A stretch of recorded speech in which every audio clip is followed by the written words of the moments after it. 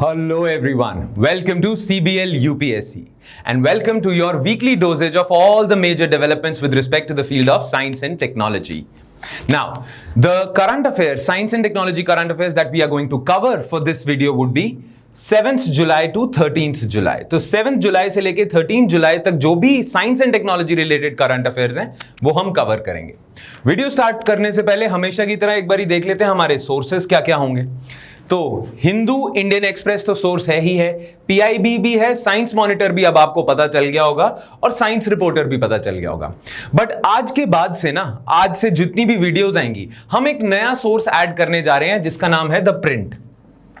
ये एक न्यूज़पेपर है, वैसे तो ऑनलाइन न्यूज़पेपर है, मतलब प्रिंट वैसे हार्ड कॉपी फॉर्मेट में नहीं है। ऑनलाइन इसका एक यूट्यूब चैनल है और ऑनलाइन वेबसाइट है।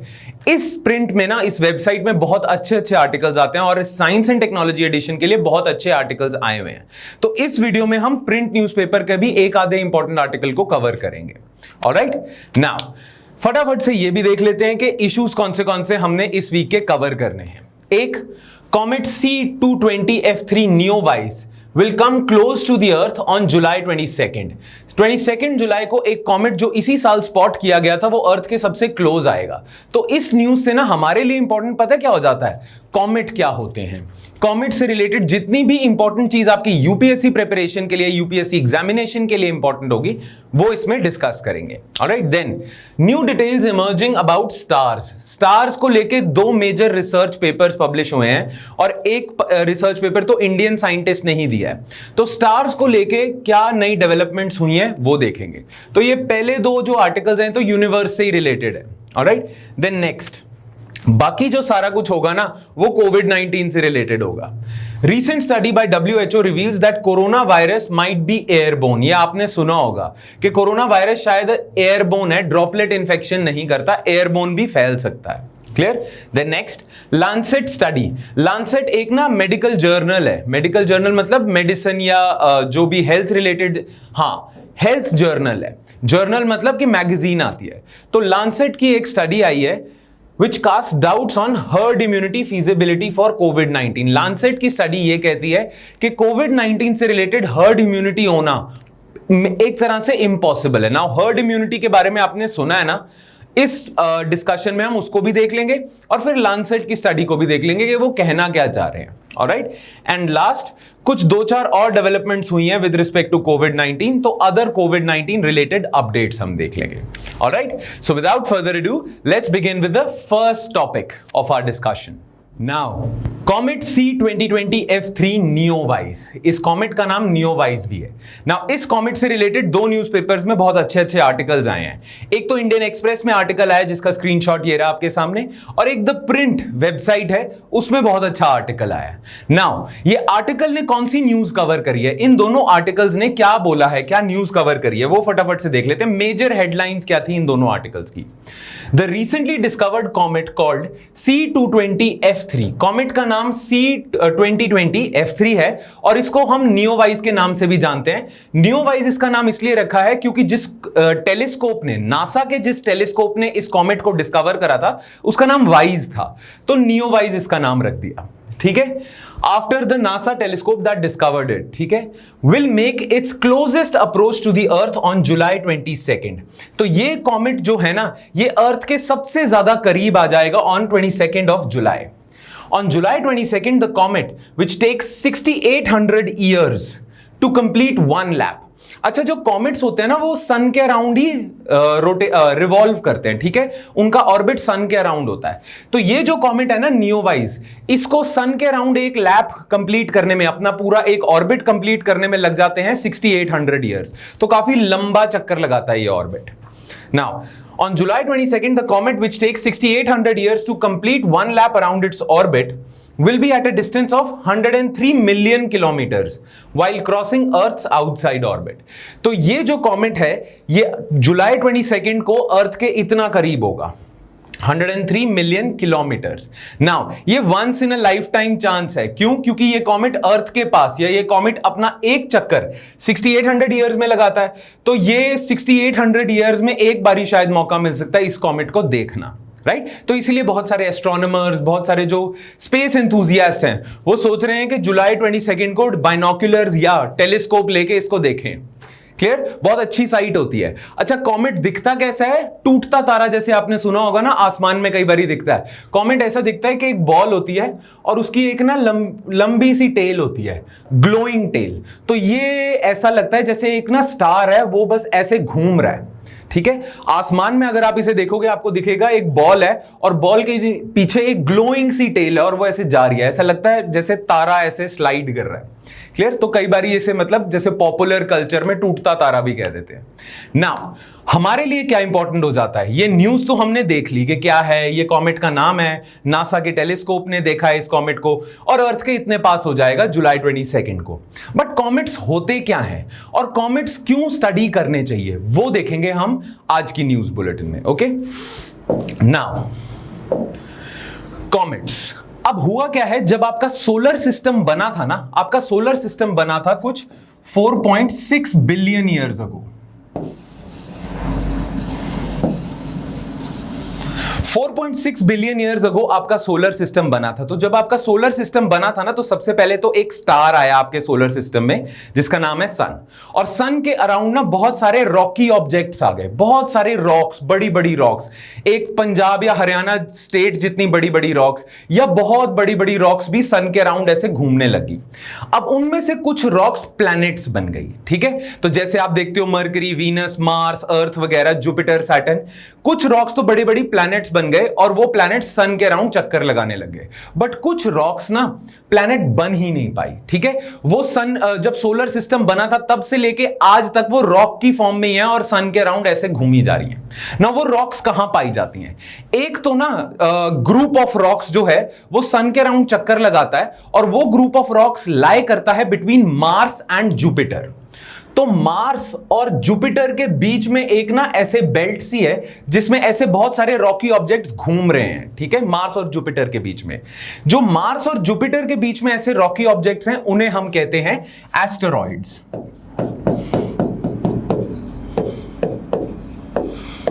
ठीक है, तो ये हो गए आपके एस्टेरॉइड्स। अच्छा, कुछ ऐसे रॉकी ऑब्जेक्ट्स हैं जो एस्टेरॉइड बेल्ट में नहीं है, वो सोलर सिस्टम के ही बाहर है। सोलर सिस्टम का जो लास्ट प्लैनेट है नेपट्यून हो गया आपका, उसके बाहर ही एक और बेल्ट है जिसमें ऐसे रॉकी ऑब्जेक्ट्स लाई करते हैं ना। उस बेल्ट का नाम है कूपर बेल्ट।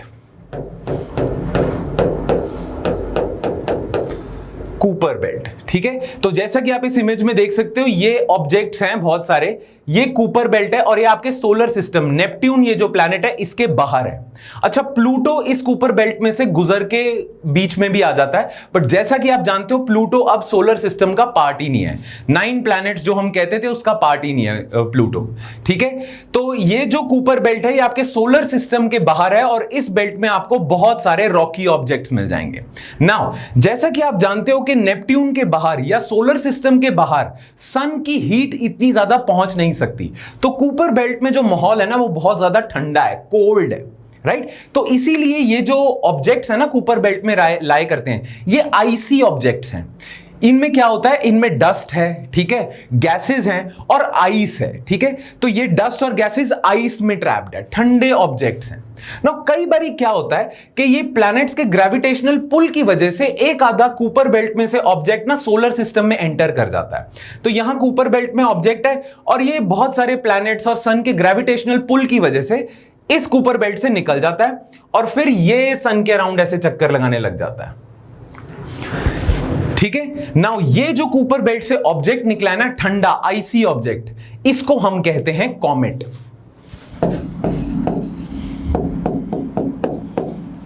ठीक है, अब ये कॉमेट हमें जैसा दिखता है वैसा क्यों दिखता है? वैसे तो ये ठंडा रॉकी आईसी ऑब्जेक्ट है, पर ये कॉमेट हमें ऐसा क्यों दिखेगा? वेल, सिंपल सी चीज ये है कि जैसे ही कॉमेट आपका सन के पास पहुंचता है ना, जैसे ये कॉमेट डिसलोकेट होकर सन के पास पहुंचेगा, अब इसे हीट मिलनी शुरू हो जाएगी। जैसे ही इसे हीट मिलनी शुरू हो जाएगी तो क्या होगा, आइस मेल्ट होने शुरू हो जाएगी और वो जो डस्ट और गैस ट्रैप थी वो बाहर निकल जाएगी। जैसे ही वो बाहर निकल जाएगी, इस कॉमेट, इस ऑब्जेक्ट के आसपास एक एटमॉस्फेयर बन जाएगा और वो ग्लोइंग एटमॉस्फेयर होगा, वो लाइट फ्लैश करेगा। ठीक है, वो लाइट फ्लैश जो करता हुआ कॉमेट हमें दिखता है ना, वो ऐसे दिखता है कि ये ऑब्जेक्ट ऐसे जा रहा है और इसके पीछे एक ग्लोइंग लाइट है। ठीक है, ये ना जो है इसे हम कहते हैं, ये जो ग्लोइंग लाइट है इसे हम कहते हैं this is made up of dust and gas which is actually reflecting sun की लाइट। ठीक है, तो हमें एक्सक्यूज मी, हमें ये कैसा दिखता है, हमें आसमान में ऐसा दिखेगा कि जैसे एक ग्लोइंग ऑब्जेक्ट ऐसे जा रहा है which has a tail also. Clear? अब ये जो ग्लोइंग लाइट है ये क्यों आती है, ये कॉमेट के बारे में डिस्कशन थोड़ी और अभी देखेंगे, बट एक बार ही देख लेते हैं कॉमेट और कहां से आ सकते हैं। एक तो हमने देख लिया कूपर बेल्ट से कॉमेट आ सकते हैं, एक और जगह से कॉमेट आ सकते हैं। वो दूसरी जगह कौन सी है, हम उसे कहते हैं ओट क्लाउड। याद रखनी है चीजें। क्या है, आपका सोलर सिस्टम और कूपर बेल्ट के बाहर ना एक स्फेरिकल वो है, शीट है ऑफ ऑब्जेक्ट्स। जैसे आप यहां देख सकते हो, ये जो छोटा सा ब्लू ब्लू सा ऑब्जेक्ट है ना, इसे हम कहेंगे ये सारा सोलर सिस्टम। इस छोटे से सोलर सिस्टम के अराउंड और कूपर बेल्ट के अराउंड और बहुत सारे ठंडे आइसी ऑब्जेक्ट्स का एक क्लाउड बना हुआ है स्फेरिकल शेप में, जो सराउंड करता है पूरे सोलर सिस्टम को, उसे हम कहते हैं ऑट क्लाउड। तो इतना सा टाइनी सा ऑब्जेक्ट है ये इमेज, कूपर बेल्ट और सोलर सिस्टम, उसके अराउंड ऐसे सराउंड करता है ऑब्जेक्ट्स का एक स्फेरिकल सी शीट। ठीक है, शीट कहें या स्फेरिकल सा ना एक वो बनी हुई है लेयर, जिस लेयर में बहुत सारे ऐसे ही आईसी ऑब्जेक्ट्स हैं। क्लियर ना, उसे हम कहते हैं ऑट क्लाउड। नाउ या तो कूपर बेल्ट से आईसी ऑब्जेक्ट्स आ जाएंगे या ऑट क्लाउड से आईसी ऑब्जेक्ट्स आ जाएंगे, बट जैसा कि आप देख सकते हो जो ऑट क्लाउड है ना वो सन से बहुत दूर है, यानी कि वो बहुत दूर अगर है तो अगर वो डिस्प्लेस हो जाता है और वो सन के अराउंड चक्कर लगाने लग जाता है तो वो ज्यादा टाइम लेगा। कूपर बेल्ट से जो कॉमेट आएगा वो तो छोटा ऑर्बिट बनाएगा ऐसे, पर अगर ऑट क्लाउड से यहां से कोई आता है तो वो तो बहुत लंबा ऑर्बिट बनाएगा सन के अराउंड, तो उसका ऑर्बिट बहुत ज्यादा लंबा होएगा। कई बारी 10-10 मिलियन या 20-20 मिलियन साल लग जाते हैं एक ऑट क्लाउड से आए कॉमेट को चक्कर लगाने में पूरा। कूपर बेल्ट वाला छोटा है तो वो कम टाइम में करेगा। कूपर बेल्ट से जो ऑब्जेक्ट आता है ना जनरली वो कुछ 100 साल 120 साल का उसका एक ऑर्बिट होता है, 120 ईयर्स उसे लगते हैं या 100 ईयर्स उसे लगते हैं एक ऑर्बिट पूरा करने में, बट ऑट क्लाउड से जो आएगा उसे बहुत ज्यादा टाइम लगेगा। क्लियर? ये आपको याद रखना है। कूपर बेल्ट से आया वो शॉर्ट टर्म वो होंगे कॉमेट्स, और जो ऑट क्लाउड से आएगा वो लॉन्ग पीरियड कॉमेट्स होंगे। Make sense? अब थोड़ा सा देख लेते हैं कॉमेट के बारे में और चीज, जैसे कि फॉर एग्जाम्पल ये हो गया आपका सन, बड़ी बेसिक सी ड्राइंग है। ठीक है, और यहां पे आपके कहीं लाए करती है कूपर बेल्ट, और कूपर बेल्ट में से एक ऑब्जेक्ट ऐसे आ जाता है। ठीक है, नाउ जैसे ही ये ऑब्जेक्ट सन के अराउंड पहुंचेगा, सन के पास पहुंचेगा, इसका जो ये जो ऑब्जेक्ट है ये जैसे ही सन के अराउंड पहुंचेगा इसके आइस मेल्ट होने लग जाएगी, और क्या होगा, आइस मेल्ट होने की वजह से इसका जो डस्ट और गैस पार्टिकल्स है वो खुल जाएंगे। ठीक है, तो जैसे ही ये सन के पास जाएगा इसका एक एटमॉस्फेयर बनने लग जाएगा। क्लियर? नाउ ये जो एटमॉस्फेयर है ना ये क्या करेगा, ये ग्लोइंग सी शेप देगा। नाउ जब भी कोई आपका जो कॉमेट होता है सन के पास आता है और सन के पास आने की वजह से उसकी आइस मेल्ट हो जाती है और डस्ट और गैस छूट जाती है, उस प्रोसेस को हम कहते हैं कॉमेट की आउटगैसिंग। याद रखना, सन की प्रॉक्सिमिटी में आने की वजह से कॉमेट की आउटगैसिंग हो जाती है। जैसे ही इसकी आउटगैसिंग होगी, अब सन से ना कुछ सोलर विंड्स भी निकलती हैं। सन जो है सोलर विंड्स भी फेंकता रहता है। क्लियर? इन्हें स्टार्स के कॉन्टेक्स्ट में कई बार स्टेलर विंड्स भी कह देते हैं, पर वो आगे देखेंगे। तो सन क्या करेगा, कुछ सोलर विंड्स फेंकेगा। वो सोलर विंड्स ना इस जो गैस आ गई है, डस्ट और गैस एटमॉस्फेयर बन गई है आउटगैसिंग की वजह से, उसे पीछे को धकेल देगा। तो जैसे ही ये कॉमेट सन को अप्रोच कर रहा होगा ना, इसकी जो वो गैस है और जो इसका एटमॉस्फेयर है वो इस साइड पे होगा। तभी आप देखोगे कि वो आगे आगे जा रहा है ऑब्जेक्ट जो है कॉमेट, और उसके पीछे एक उसकी टेल है। क्लियर? बट क्योंकि सोलर विंड की वजह से, सोलर विंड धक्का देती है इस एटमॉस्फेयर को, सोलर विंड धक्का देती है गैसेस और डस्ट को। अगर ये जो आपका कॉमेट है ये सन को अप्रोच कर रहा है, सन के पास जा रहा है, तो इसकी टेल पीछे होगी। अगर ये कॉमेट ऐसे पूरा चक्कर लगा के इधर आ जाता है, मान लो अभी भी ये सन के पास है, अब जैसा कि हम जानते हैं कि जो एटमॉस्फेयर इसके अराउंड बन गया उसको धक्का सोलर विंड देता है। अब सोलर विंड इसे धक्का देगा तो इसको धक्का आगे को मिलेगा, राइट? इससे हमें पता है, क्या पता चलता है कि जो इसकी टेल होगी ना, जो भी कॉमेट की टेल होगी वो सन की ऑपोजिट डायरेक्शन में होगी, क्योंकि सोलर विंड ही धक्का देती है, सोलर विंड आएगी उसे आगे को धक्का दे देगी।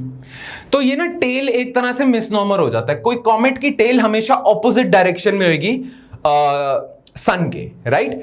नाउ इस केस में जब ये चक्कर लगा के आ गया तो इसकी टेल आगे हो जाएगी। जब ये सन को अप्रोच कर रहा है इसकी टेल पीछे है, और जब ये सन से दूर जा रहा है तो इसकी टेल आगे हो जाएगी। क्लियर? Make sense? हमेशा ये याद रखनी है आपने चीज। याद क्या रखना है कि the tail of a comet would be opposite to the direction of sun, क्योंकि सोलर विंड्स जो आ रही हैं वो धक्का दे रही हैं और आगे को पुश कर रही हैं एटमॉस्फेयर को, और ये टेल हो रही है। अच्छा, ये तो हम जानते हैं कि ये टेल ग्लोइंग होती है। क्लियर? अच्छा, कई बारी क्या होता है, आप कोई कॉमेट देखोगे उसकी एक टेल नहीं है, उसकी 2, 3, 4 टेल्स होंगी। क्यों? क्योंकि सोलर विंड आके ना इस एटमॉस्फेयर को अलग अलग डायरेक्शन में भी धक्का दे सकती हैं। तो कई कॉमेट्स ऐसे होते हैं कि ये ऑब्जेक्ट जा रहा है और उसके ना 2 टेल्स बनी हुई हैं। जो अभी C220 F3 कॉमेट है, जो नियोवाइज कॉमेट है, उसकी 2 टेल्स हैं। तो ये जो कॉमेट है ना हमारा नियोवाइज कॉमेट है, इट हैज 2 टेल्स। ठीक है? अगेन आपको क्या याद रखना है कि ये सन है और ये कॉमेट अप्रोच कर रहा है, तो सन की सोलर विंड्स एटमॉस्फेयर जो डस्ट है और गैस है उसको उधर को धक्का देगी। ठीक है? तो इसकी टेल पीछे होगी। जैसे ये चक्कर लगा के इस साइड आ जाएगा, अब इस साइड को आ रहा है, तो अब ये दूर जा रहा है सन से। ठीक है? अब सोलर विंड आती है, इसके टेल सोलर विंड आती है और इसकी टेल को आगे धक्का दे देते, तो इसकी टेल, इसकी पूंछ आगे को हो जाएगी। Always remember this. Make sense? ठीक है, चलो नाउ थोड़ा और जान लेते हैं कॉमेट्स के बारे में। क्लियर? कॉमेट्स और डर्टी स्नोबॉल्स, इन्हें डर्टी स्नोबॉल्स भी कहते हैं। आर डर्टी क्यों? क्योंकि इसमें डस्ट भी होती है और वो भी होती है, आइस भी होती है। Clear? Are mostly made up of dust, rocks and ice, the remnants from the time the solar system was formed. ये आपको पता ही चल गया। सन जो है, जो आपका सोलर सिस्टम है, वो 4.6 बिलियन ईयर्स अगो बना है। उसमें से कुछ रॉकी ऑब्जेक्ट्स ने तो प्लैनेट्स बना लिए, बट उस जमाने के कुछ रॉकी ऑब्जेक्ट्स आज भी घूम रहे हैं। तो ये एक तरह के वो हैं कॉमेट्स या एस्टेरॉइड्स, वो होते हैं जो बिगिनिंग ऑफ सोलर सिस्टम से आज तक है। They have a lot of stories to tell about the beginning of solar system. ठीक है? आज तक हैं ये उसी शेप में, या कई बारी शेप कोलाइड, मतलब 2 एस्टेरॉइड्स अगर कोलाइड कर जाएं तो अलग शेप हो जाएगी, बट ये तब के रेमिनेंट्स हैं। रेमिनेंट्स मतलब तब के हैं। The word comet comes from Latin word cometa, ठीक है, विच मीन्स लॉन्ग हेड। इसकी एक टेल है ना, तो कई एस्ट्रोनॉमर जो एंशिएंट एस्ट्रोनॉमर्स थे उन्हें लगता था कि ये एक स्टार है जिसके पीछे बाल है ना, ग्लोइंग लाइट सी जा रही है, तो बालों वाला स्टार है, ग्लोइंग बालों वाला स्टार है। तो इसका वर्ड भी लैटिन लैंग्वेज से आया है, कोमेटा से। Cometa means long head. Clear? During their proximity to the sun, they heat up and release debris of dust and gases that forms into a glowing head. अच्छा, ये जो इसका atmosphere होता है ना, जैसे ही आपकी आउटगैसिंग हुई, आउटगैसिंग जैसी हुई कॉमेट की, तो एक एटमॉस्फेयर बन गया ऑफ डस्ट एंड गैस। ठीक है? अब वो जो डस्ट और गैस है वो क्या करता है? ग्लो करता है। अच्छा, वो डस्ट और गैस के एटमॉस्फेयर का एक टेक्निकल नेम भी है। उस डस्ट और गैस के टेक्निकल नेम को हम कहते हैं कॉमा। मैं यहां पे लिख भी देता हूं। तो सन के थ्रू आउटगैसिंग होने की वजह से एक कॉमेट के अराउंड कॉमा बनने लग जाता है। कॉमा का मतलब कि atmosphere of dust and gas, glowing dust and gas, that can often be larger than a planet. हां, वो जो एटमॉस्फेयर है वो बहुत बड़ा हो सकता है, तभी दिखता है आपको। Each time a comet passes the sun, it loses some of its material and will eventually disappear. हाँ, एक कॉमेट की भी ना लाइफ होती है। जैसे हमने थोड़ी देर पहले देखा कि ये कॉमेट आएगा, सन के चक्कर लगाएगा और इसका कुछ एरिया मेल्ट हो जाएगा, ठीक है, ये वापस चला जाएगा, अब ये थोड़ा सा रह गया, फिर ये वापस आएगा तो इसका कुछ एरिया और मेल्ट हो जाएगा, ठीक है, फिर ये वापस आएगा और मेल्ट हो जाएगा, ऐसे करते करते ये तब तक चक्कर लगाता जाएगा जब तक ये पूरा मेल्ट नहीं हो जाता, डिसअपीयर नहीं हो जाता, ठीक है। ये जो अभी नियोवाइज कॉमेट मिला है ना, इसका क्लियरली ये कंफर्मेशन आ गया है कि ये जब सन के पास से गुजरा था ये पूरा मेल्ट नहीं हुआ है, तो ये अभी भी जिंदा है, ठीक है। नहीं तो जनरली कुछ कॉमेट सन के पास आके पूरे ही मेल्ट हो जाते हैं, खत्म हो जाते हैं। Clear? Now earliest known record of a comet sighting was made by an astrologer in 1059 BC। तो 1059 BC में कोई एस्ट्रोलॉजर था, एस्ट्रोनॉमर जो स्काई को देखता था, उसने सबसे पहले एक कॉमेट को देखा था और उसका रिटन रिकॉर्ड बनाया था। तो हमारे पास अर्लीस्ट रिकॉर्ड तब का है 1059 BC का, ठीक है। नाउ ये लाइन बहुत ज्यादा इंपॉर्टेंट है। एस्ट्रोनॉमर्स पता क्या करते हैं, जितने भी साइंटिस्ट हैं, जब भी आपको कॉमेट दिखेगा ना उसका रिकॉर्ड बना लेंगे, ठीक है। तो हमारे पास है एक लिस्ट पड़ी हुई है जिसमें सारे कॉमेट जो आज तक अर्थ वालों को दिखे हैं उनकी लिस्ट बनाई हुई है। Now while there are millions of comets, बहुत सारे कॉमेट्स एग्जिस्ट करते हैं orbiting the sun, there are more than 3650 known comets as of now according to NASA, जिनका रिकॉर्ड हम बना चुके हैं, ठीक है, जो हमने नोट डाउन कर चुके हैं। बाकी और बहुत सारे कॉमेट्स है पर हमने उनका रिकॉर्ड नहीं बनाया, नोट डाउन नहीं करा उनको। क्लियर? और देख लेते हैं, the appearance of some comets like those that take less than 200 years to orbit around the sun is predictable since they have passed before. अब एक बात ना आपको ध्यान रखनी है, हमने अभी डिस्कस करा था ऑट क्लाउड वगैरह के बारे में, ठीक है। जस्ट रिमेंबर दिस, जो कूपर बेल्ट से आएगा ना, जो कूपर बेल्ट से कॉमेट आएगा उसे हम कहते हैं short period comet,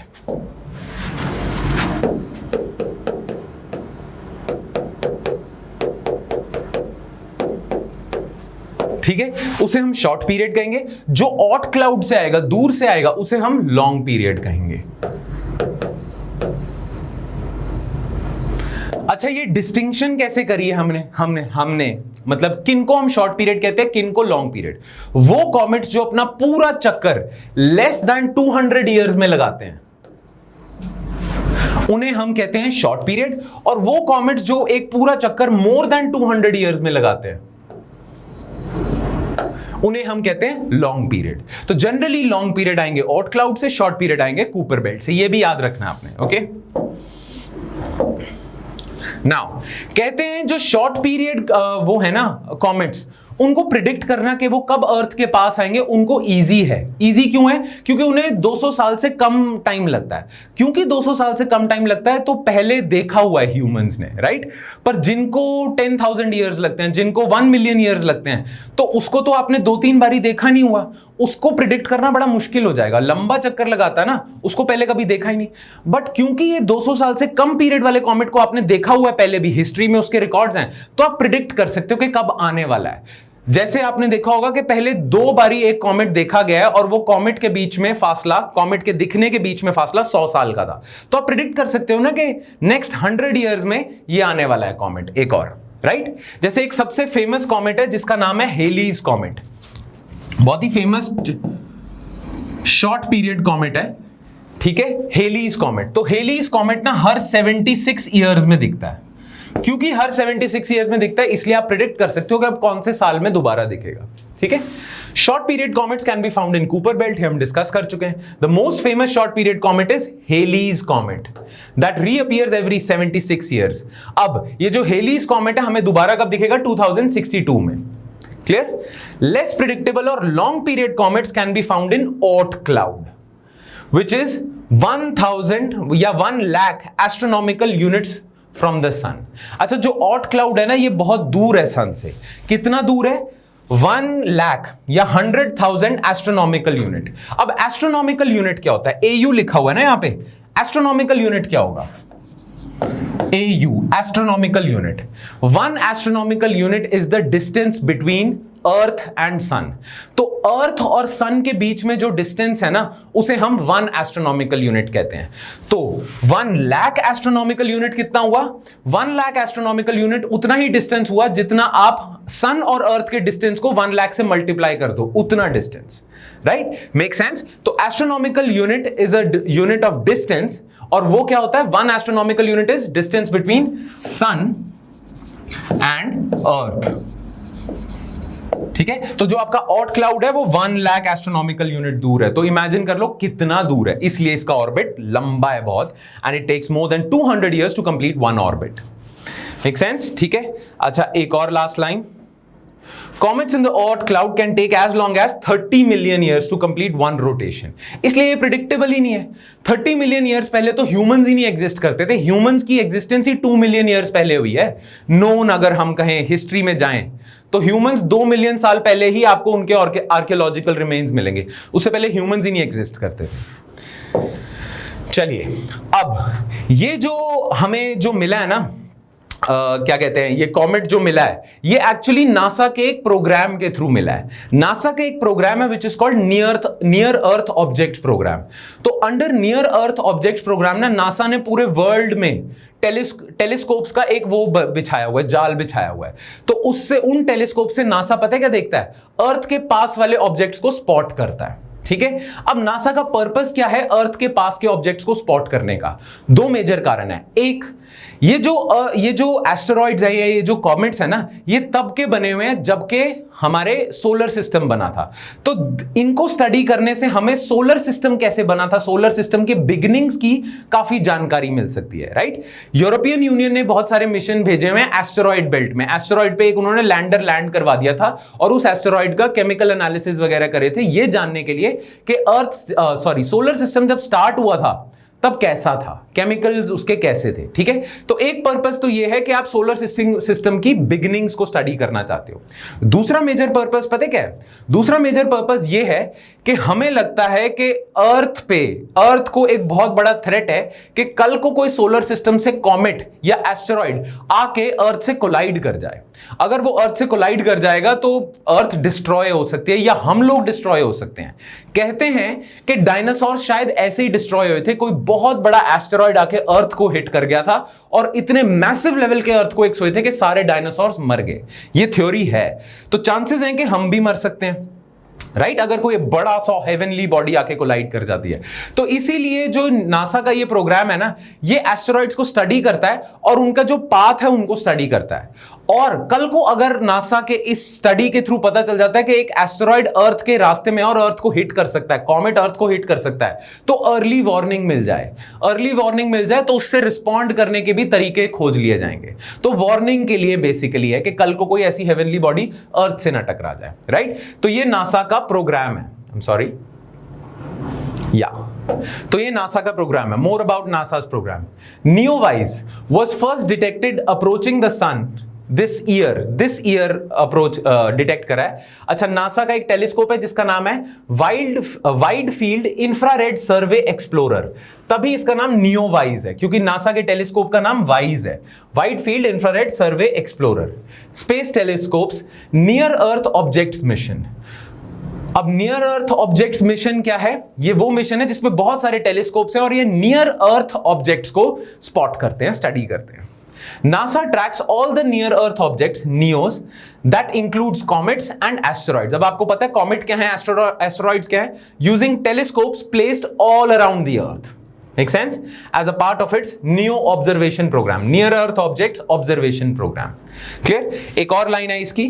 This program has a congressionally directed objective. Congressionally मतलब US के कांग्रेस की तरफ से इन्हें ऑब्जेक्टिव्स मिले हुए हैं to find, track and characterize NEOs that are 140 meters or larger. जिनका साइज 140 मीटर से बड़ा है ना, उनको ये ट्रैक करेंगे। उससे छोटे ऑब्जेक्ट्स को ट्रैक करने का कोई पर्पस ही नहीं है, क्योंकि उनसे छोटे ऑब्जेक्ट्स अगर अर्थ को हिट कर जाते हैं, अर्थ को इतनी प्रॉब्लम नहीं होगी in size, since they can pose a risk to the earth because of the devastation potential. Because of the devastation of potential impact can cause. Alright, तो इसीलिए नासा इन्हें स्टडी करता है, और नासा के इसी प्रोग्राम ने स्पॉट करा था ये नियोवाइज कॉमेट। Make sense? अच्छा, एक और डिटेल जो आपको पता होनी चाहिए, नियोवाइस कॉमेट जैसे आपको पता है कि ये अर्थ के सबसे क्लोज आ जाएगा 22 जुलाई को, ठीक है? ये सन के सबसे क्लोज पहुंच गया था 3 जुलाई को। तो न्यूज ये आई थी कि सन के एटमॉस्फेयर, सन के काफी पास ये पहुंच गया था जुलाई 3 को, और वहां से फिर निकल गया था और अभी मरकरी के एटमॉस्फेयर के, मरकरी के पास था, और जुलाई 22 को ये अर्थ के पास हो जाएगा। कहते हैं कि 15-16 जुलाई से लेके, जो अभी है ये नेक्स्ट डे, 15-16 जुलाई से लेके अर्ली अगस्त तक आप आसमान में इस कॉमेट को देख सकते हो, क्योंकि अर्थ के अभी पास होगा ना 22 जुलाई को, तो ये अर्थ के सबसे पास होगा। एक महीने तक या 20-25 दिनों तक, 15-16 जुलाई से लेके अर्ली अगस्त तक, आप अगर आपके पास छोटा सा टेलीस्कोप है या बाइनोक्यूलर्स हैं, तो आप इसे देख सकते हो, इस कॉमेट को देख सकते हो। And is a very brilliant site. अगर आप देख सकते हो तो देखना जरूर, it's a very brilliant site. Alright, अच्छा, एक और क्वेश्चन प्रीलिम्स के लिए पूछ सकते हैं इसमें कि जो कॉमेट है, ये जो कॉमेट की ग्लोइंग टेल है, जो लाइट फेंकती है, ठीक है, ये कॉमेट में जो ग्लो आ रहा है, ये जो लाइट आ रही है, ये लाइट कहां से आ रही है? मतलब कॉमेट के अंदर से ही लाइट आ रही है? नहीं, ये जो लाइट हमें दिखती है ना, या ये जो ग्लोइंग टेल हमें दिखती है, ये एक्चुअली सन की रेज की ही रिफ्लेक्शन है। तो ये जो एटमॉस्फेयर है, एटमॉस्फेयर को हम क्या कहते हैं? कॉमेट का कॉमा में जो डस्ट पार्टिकल्स हैं, ये सन की रेज को ही रिफ्लेक्ट करते हैं, राइट? और इससे हमें वो लाइट दिखती है, ग्लोइंग सा ऑब्जेक्ट दिखता है। तो एक तो आपको सन की रेज की रिफ्लेक्शन की वजह से इसमें लाइट दिख रही है, दूसरा जब ये हीट अप हो जाते हैं because of sun's proximity, heat up होने के बाद जब ये कूल डाउन कर रहे होते हैं ना, तो ये हीट एनर्जी गिव अप करते हैं। कोई भी ऑब्जेक्ट जब कूल डाउन कर रहा है तो हीट एनर्जी बाहर को दे रहा है ना, तो यही जो ऑब्जेक्ट्स है ना, जब ये गर्म हो गए, एक बार आउट गैसिंग होगी, उसके बाद जब ये ठंडे हो रहे होते हैं, ना, तो ये हीट एनर्जी गिव अप कर रहे होते हैं। तो वो हीट एनर्जी कई बार लाइट एनर्जी में कन्वर्ट हो जाती है और हमें दिखती है, राइट? तो ये दो मेजर पर्टिकुलर रीजंस है इसके। मेक सेंस? तो इसी के साथ हमारा news article number 1 which was about नियोवाइस खत्म होता है। ऑलराइट, चलिए अब हम आ जाते हैं नेक्स्ट न्यूज आइटम पे, which is new details about stars. हुआ क्या है, अभी दो ना स्टडीज हुई हैं जिनकी वजह से जो हमारे यूनिवर्स में स्टार्स है ना, उनसे रिलेटेड कुछ नई थ्योरी सामने आ रही है, राइट? नाउ एक आर्टिकल तो आया था इंडियन एक्सप्रेस में which explained how stars provided the carbon that makes life possible. Now stars ही हैं जो ना कार्बन प्रोवाइड करते हैं पूरे यूनिवर्स में, और जैसा कि आप जानते हो कि हम सारे कार्बन के ही बने हैं, हाइड्रोकार्बन्स के बने हैं। तो carbon is a very important constituent in organic molecules, ये तो हम जानते ही हैं। तो वो कार्बन कहां से मिलता है सारे प्लैनेट्स पे? स्टार्स के थ्रू मिलता है। क्लियर? तो उससे रिलेटेड कोई डेवलपमेंट आई है, कोई नई थ्योरी आई है, और एक और थ्योरी आई है स्टार से related which actually solved a 40-year-old puzzle. The Hindu में आर्टिकल आया, a 40-year-old puzzle about the stars is solved. Now वो 40-year-old puzzle पता है किससे रिलेटेड थी? कि स्टार्स ना एक्चुअली स्टार्स और लिथियम से रिलेटेड थी, कि यूनिवर्स में जो एक हमें मिलता है ना एलिमेंट लिथियम, जो अर्थ पे भी मिलता है, उसका और स्टार्स का क्या लेना देना है, उससे रिलेटेड न्यूज है, राइट?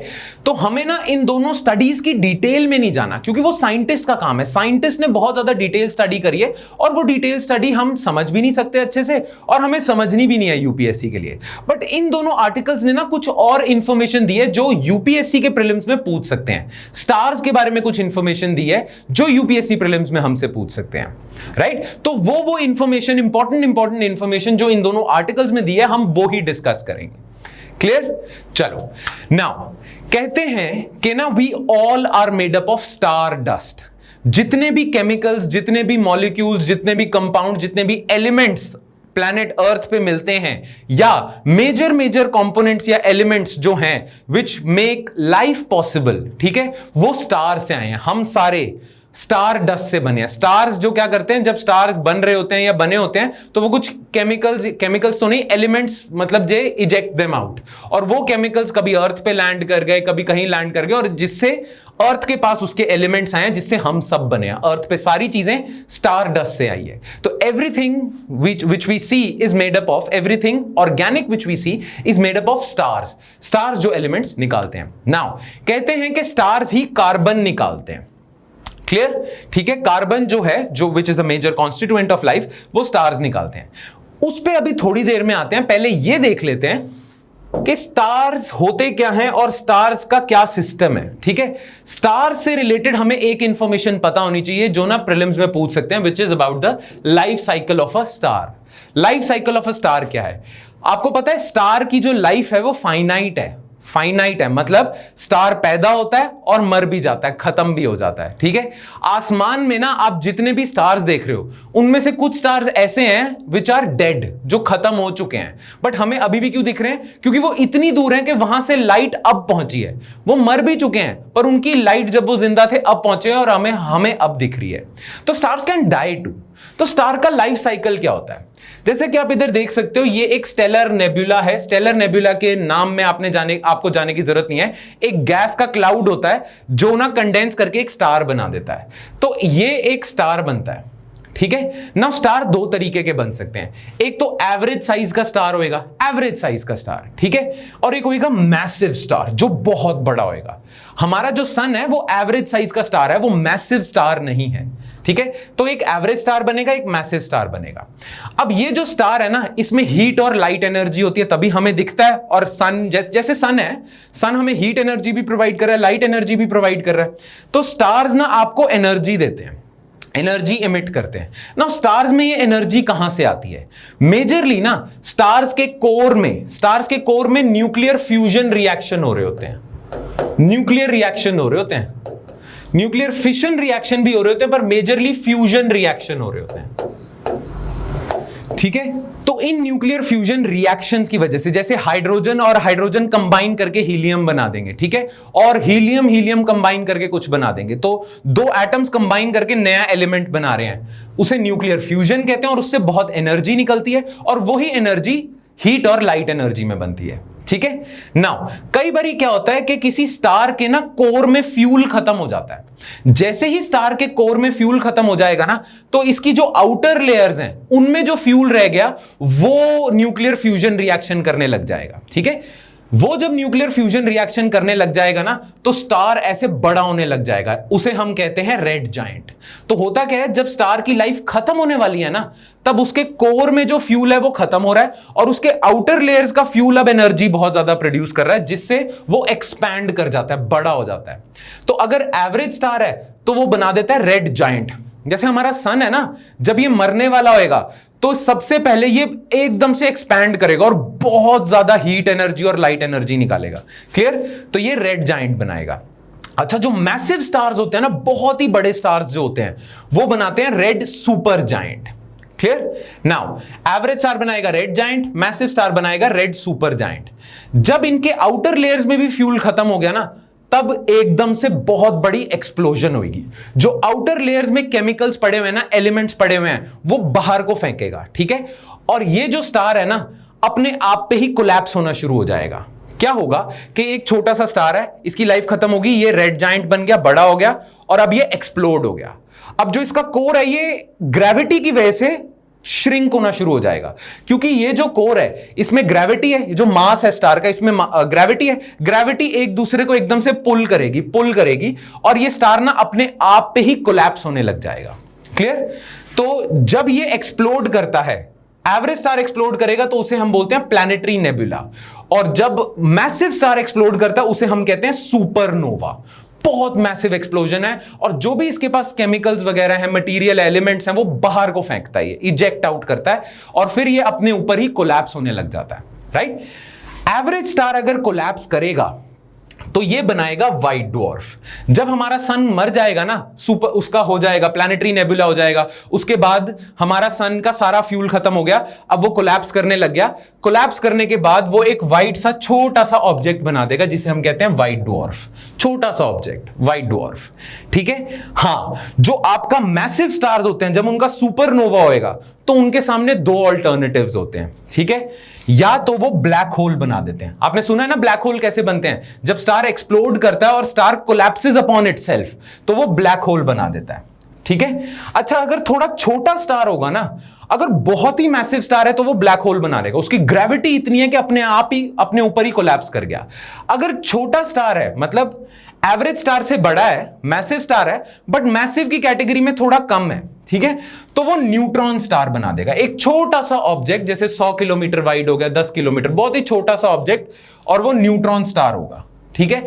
इसमें ना हीट एनर्जी, लाइट एनर्जी कुछ खास ऐसी होगी नहीं, ये न्यूट्रॉन स्टार बना देगा। तो आपको क्या याद रखना है, एवरेज स्टार है जैसे सन है, वो व्हाइट ड्वार्फ्स बनाते हैं, और जो मैसिव स्टार्स होते हैं सुपरनोवा के बाद या तो वो न्यूट्रॉन स्टार्स बनाते हैं या वो ब्लैक होल बनाते हैं। अच्छा, एक आपको चीज पता होनी चाहिए, वो ये है कि जो एवरेज स्टार्स हैं ये पूरी तरह अपने ऊपर कोलैप्स करके ब्लैक होल क्यों नहीं बनाते। एवरेज स्टार्स जो हैं वो ब्लैक होल क्यों नहीं बनाते, वो व्हाइट ड्वार्फ्स क्यों बनाते हैं। वेल, उसका रीजन ये है कि मैसिव स्टार जो है ना उसकी ग्रेविटी बहुत ज्यादा है, ग्रेविटी बहुत ज्यादा है, तो इसीलिए ना वो अपने आप पे कोलैप्स ज्यादा कर जाएगा। जो अपना छोटा एवरेज स्टार है ना उसकी ग्रेविटी इतनी ज्यादा नहीं है। अच्छा, होता क्या है, जब स्टार अपने ऊपर कोलैप्स कर रहा है ना तो वो पुलिंग फोर्स है। अच्छा, पुलिंग फोर्स के ऑपोजिट ना एक पुशिंग फोर्स भी है, मतलब जैसे ये स्टार है अपने ऊपर कोलैप्स कर रहा है, अच्छा जो इसके मटेरियल है ना वो बहुत ज्यादा कोलैप्स कर नहीं सकते, वो रिपल्सिव फोर्स भी फेंक रहे हैं, ठीक है। उस रिपल्सिव फोर्स को हम जनरली कहते हैं, थोड़ा टेक्निकल हो जाएगा बट ध्यान से सुनना,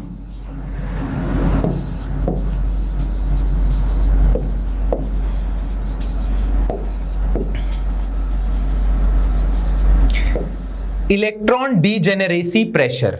आप किसी मटेरियल को, किसी एलिमेंट के एटम को जब बहुत ज्यादा कंप्रेस करने लग जाओगे ना, बहुत ज्यादा कंप्रेस करने लग जाओगे, तो जो इलेक्ट्रॉन्स है ना वो भी पास पास आने शुरू हो जाएंगे। जब इलेक्ट्रॉन्स पास पास आने शुरू हो जाएंगे ना तो वो एक पॉइंट के बाद ना बहुत ज्यादा पास रह नहीं सकते। आप एटम को कंप्रेस कर रहे हो ना तो वो बहुत ज्यादा एक दूसरे के पास रह नहीं सकते, तो वो रिपल्सिव फोर्स फेंकेंगे, ठीक है। तो वो रिपल्सिव फोर्स ना एक्चुअली स्टार की ग्रेविटेशनल फोर्स को बैलेंस आउट कर देती है और व्हाइट ड्वार्फ बन जाते हैं। वो जो रिपल्सिव फोर्स है उसे हम कहते हैं इलेक्ट्रॉन डीजेनेरेसी प्रेशर। इसकी डिटेल में जाने की जरूरत नहीं, आपको नाम पता होना चाहिए। बट जो मैसिव स्टार्स होते हैं ना, मैसिव बड़े स्टार्स होते हैं, उनका ग्रेविटेशनल पुल इतना ज्यादा होता है, ग्रेविटी इतनी ज्यादा होती है कि ये जो रिपल्सिव फोर्स है ना, इलेक्ट्रॉन डीजेनेरेसी प्रेशर, ये कुछ नहीं बिगाड़ पाती। इतनी ये वो ग्रेविटी की फोर्स इतनी ज्यादा है कि वो इसे ओवर पार कर जाती है और वो कोलैप्स कर जाता है और वो ब्लैक होल बना लेता है। Make sense?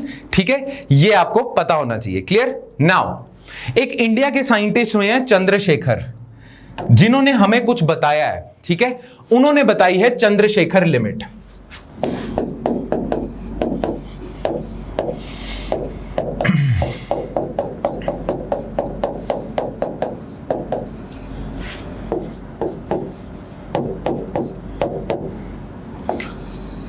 उन्होंने कहा है कि एक जो व्हाइट ड्वार्फ होएगा ना, white dwarf, it can not be more than 1.4 times solar मास। ये सोलर मास का यूनिट है, ठीक है। ये जो m मैंने बनाया हुआ है सोलर मास का यूनिट है, सोलर मास। कहने का मतलब यह है कि कोई भी white dwarf cannot be more than 1.4 times mass of sun। अगर सन का मास 100 kg है तो कोई भी व्हाइट ड्वार्फ का मास 140 kg से ज्यादा नहीं हो सकता, क्योंकि अगर किसी व्हाइट ड्वार्फ का मास 140 kg यानी कि 1.4 टाइम्स मास ऑफ सन से ज्यादा है तो वो उसकी ग्रेविटेशनल पुल इतनी ज्यादा होगी कि वो इलेक्ट्रॉन डीजेनेरेसी प्रेशर को हटा देगा और ब्लैक होल बन जाएगा, राइट। तो चंद्रशेखर ने बताया है कि बहुत ज्यादा मैसिव स्टार तो कर जाएंगे, बट जो छोटे स्टार्स होंगे ना वो नहीं कर पाएंगे, वो व्हाइट ड्वार्फ ही बने रहेंगे। बट उसने लिमिट बता दी है, चंद्रशेखर जी ने लिमिट बता दिया। उन्होंने बोला है कि एक व्हाइट ड्वार्फ का साइज इससे हमेशा कम होएगा, इससे ज्यादा होगा तो ग्रेविटी इतनी ज्यादा होगी कि वो कोलैप्स करके या तो न्यूट्रॉन स्टार बना देगा या ब्लैक होल बना देगा। तो ये बहुत इंपॉर्टेंट है, चंद्रशेखर लिमिट। इंडियन साइंटिस्ट की कॉन्ट्रीब्यूशन यूपीएससी में इंपॉर्टेंट हो जाती है। तो चंद्रशेखर जी ने बताया कि क्या लिमिट है व्हाइट ड्वार्फ की कि वो ब्लैक होल ना बन जाए या न्यूट्रॉन स्टार ना बन जाए, ये। ऑलराइट, तो आपको ये पता होना चाहिए। Make sense? तो अभी के जो हमारा ये जो हमने टॉपिक डिस्कस करा है इसमें आपको क्या पता होना चाहिए? एक आपको पता होना चाहिए इलेक्ट्रॉन डीजेनेरेसी प्रेशर की वजह से ब्लैक होल नहीं बनता। चंद्रशेखर लिमिट के बारे में पता होना चाहिए आपको। क्लियर? और स्टार्स की क्या लाइफ साइकिल है जो हमने अभी थोड़ी देर पहले डिस्कस करी है कि क्या होता है। एवरेज स्टार बनाएगा red giant, planetary nebula, white dwarf. Massive star बनाएगा रेड सुपर जायंट, सुपरनोवा, बहुत ही खतरनाक लेवल की एक्सप्लोजन। और या तो अगर वो बहुत ज्यादा बड़ा नहीं है तो वो बनाएगा न्यूट्रॉन स्टार, अगर वो ब्लैक होल बहुत ज्यादा बड़ा है तो वो ब्लैक होल बना देगा। अच्छा, कहते ये हैं कि वो स्टार्स जिनका जो मास है it is 10 to 25 times solar mass. 10 to 25 solar मास मतलब वो स्टार्स जिनका मास है 10 से लेके 10 टाइम्स द मास ऑफ सन से लेके 25 टाइम्स द मास ऑफ सन, वो न्यूट्रॉन स्टार बनाएंगे। ठीक है, बट अगर कोई स्टार है जो इससे भी बड़ा है और बहुत ज्यादा बड़ा है, maybe 100 times the mass of sun है, तो वो तो ब्लैक होल ही बनाएगा।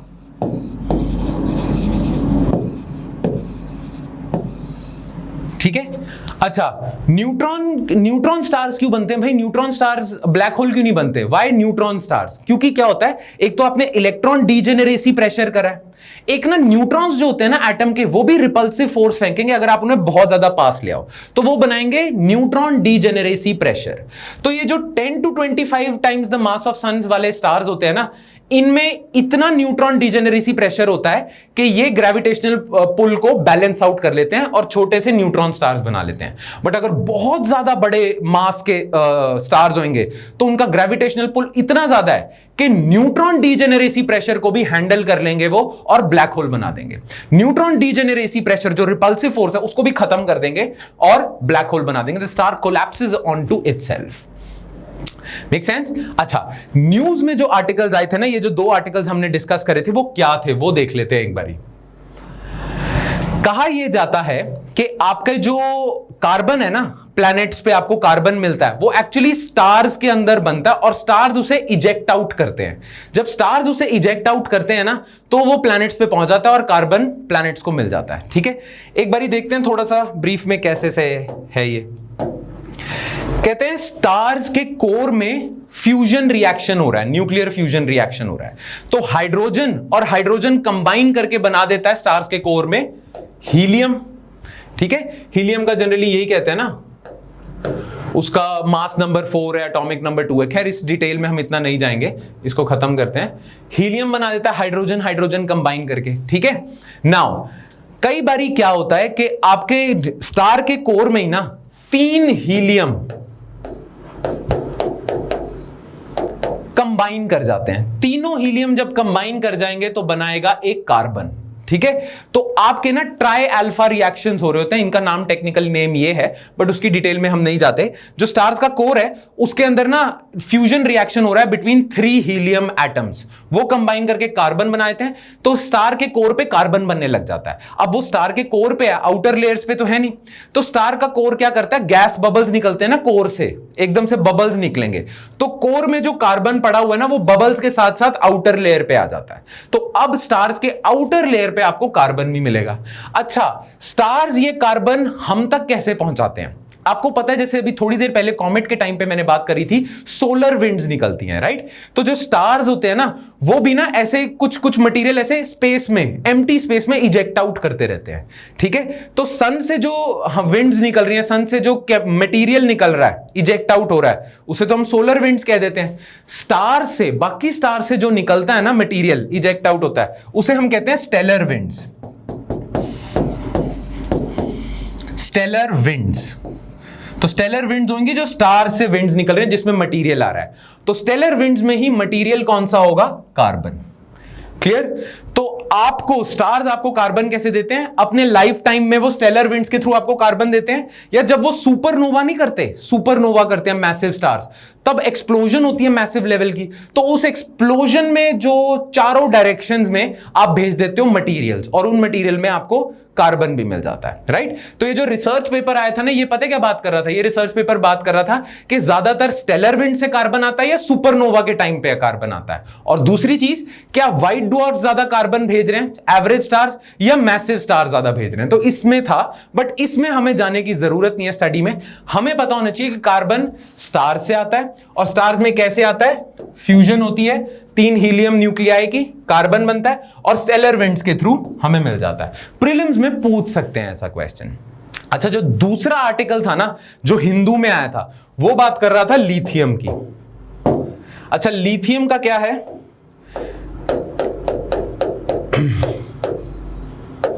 लिथियम का ये कहते हैं कि जो स्टार्स है ना, stars actually destroy lithium. Star lithium create नहीं करते, स्टार्स ना लिथियम डिस्ट्रॉय करते हैं। ये बात आई थी न्यूज में, ठीक है। नाउ होता क्या है, कहते हैं कि बिग बैंग के टाइम पे जितने भी मटेरियल्स बने थे ना, उन मटेरियल में से एक लिथियम भी था। तो बिग बैंग के टाइम पे जितने भी मटेरियल्स बने थे, उस टाइम पे जो उनकी क्वांटिटी थी, आज उनकी क्वांटिटी मिलियन टाइम्स हो चुकी है। जैसे फॉर एग्जांपल, अगर उस टाइम पे बिग बैंग के टाइम पे हाइड्रोजन बना था 10 kg, तो आज हाइड्रोजन कुछ मिलियन kg हो चुका है, ठीक है। तो बहुत सारे मटेरियल जो बिग बैंग के टाइम पे बने थे वो मिलियंस ऑफ टाइम्स हो चुके हैं। बट लिथियम एक ऐसा मटेरियल है जो वो बिग बैंग के टाइम पे था ना, आज उसके सिर्फ 4 टाइम्स है, मिलियन टाइम्स नहीं बढ़ा। क्यों? क्योंकि कहा यह जाता है कि स्टार्स एक्चुअली डिस्ट्रॉय लिथियम। और ये साइंटिस्ट को कैसे पता चला है? साइंटिस्ट ने पता लगाया कि स्टार्स में ना प्लैनेट्स के मुकाबले कम लिथियम होता है। सन में जो लिथियम है ना, that is 100 times less than earth. Clear? तो ये लिथियम कम होता है। क्लियर? बट अभी रिसेंटली रिसर्च पेपर कहता है कि नहीं, स्टार्स में जनरली लिथियम डिस्ट्रॉय करने की कैपेबिलिटी है, बट जो रेड सुपर जायंट्स होते हैं ना, वो लिथियम और क्रिएट भी कर देते हैं। कहते ऐसा है, ठीक है। तो यही स्टडी है, और ये स्टडी बहुत ज्यादा कॉम्प्लिकेटेड हो जाती है। हमें इस स्टडी में जाने की जरूरत नहीं है कि सुपर जायंट कितना लिथियम बनाते हैं या नहीं बनाते। हमें यह बस जानना है कि प्लैनेट्स में ज्यादा लिथियम पाया जाता है एज कंपेयर टू स्टार्स, और स्टार्स एक्चुअली ईट अवे लिथियम। बस इतना ही, और कुछ नहीं, ठीक है। तो ये थी new details emerging about stars. अच्छा, ये जो लिथियम वाली डिटेल है ना, ये इंडियन साइंटिस्ट ने ही इस पे पेपर पब्लिश करा है। ऑलराइट, तो इसके साथ हमारा स्टार्स वाला खत्म होता है। अब हम आ जाते हैं कोरोना वायरस रिलेटेड जो भी डेवलपमेंट्स हुई हैं इस वीक में with respect to science and technology. तो अब जो हम आर्टिकल्स करेंगे ना, वो कोरोना वायरस से रिलेटेड होंगे। ऑलराइट, नाउ इस हफ्ते ना कोरोना वायरस से रिलेटेड 2 बुरी खबरें आई हैं, 2 बुरी न्यूज आई हैं ना। वो 2 बुरी खबरें या 2 बुरी news comes from 2 major studies that were conducted way past, way back, ठीक है। उनके रिजल्ट्स अब आए हैं और उनसे हमें थोड़ा सा घबरा जाना चाहिए। और एक स्टडी जो WHO ने बोली थी वो ये थी कि कोरोना वायरस एयरबॉर्न ट्रांसमिशन कर सकता है, मतलब हवा में फैल सकता है। क्लियर? और दूसरी स्टडी आई थी लैंसेट मेडिकल साइंस जर्नल में। लैंसेट ने कहा है कि जो हर्ड इम्यूनिटी होती है ना, कोरोना वायरस के केस में, कोविड-19 के केस में इम्पॉसिबल है।